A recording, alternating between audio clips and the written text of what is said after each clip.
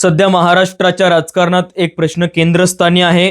भाजप एकनाथ शिंदेंना बाजूला काढतोय की एकनाथ शिंदेच भाजपला अडचणीत आणतायत।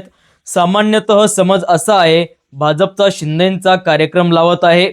या वास्तवात चित्र वेगळं दिसतं। एकनाथ शिंदे हेच भाजपवर दबावाचं राजकारण खेळताना दिसत आहेत। 29 नगरसेवक हॉटेलमध्ये ठेवणं, महापौर पद अडवणं, कल्याण डोंबिवलीत मनसेसोबत सत्ता स्थापन करणं, उल्हासनगरमध्ये वंचितचा पाठिंबा, युती असताना थर्ड पार्टी ॲक्सेस का, हा खरा प्रश्न त्यावेळेस तयार होतोय। शिंदेंचा उद्देश मात्र स्पष्ट आहे, भाजपवर अवलंबून न राहता स्वतःची स्वतंत्र बार्गेनिंग पॉवर तयार करणं। पण हा डाव जितका आक्रमक आहे तितकाच रिस्की आहे, कारण इथे एक मोठा फॅक्टर आहे, उद्धव ठाकरे।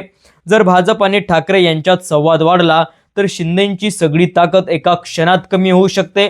म्हणूनच शिंदेंना सगळ्यात मोठा धोका हा ठाकरे आणि भाजप यांच्या समीकरणाचा आहे। तर दुसरीकडे देवेंद्र फडणवीस हे जाणून आहेत की शिंदेंची वाढती महत्त्वाकांक्षा भविष्यात अडचण ठरू शकते। थोडक्यात काय तर भाजप राज्यात वेगळा पक्ष असला तरी शहरी महानगरपालिकांमध्ये शिंदे आज किंगमेकर ठरत आहे। पण या राजकारणात एक नियम कायम असतो, डाव जितका मोठा तितकाच धोका मोठा।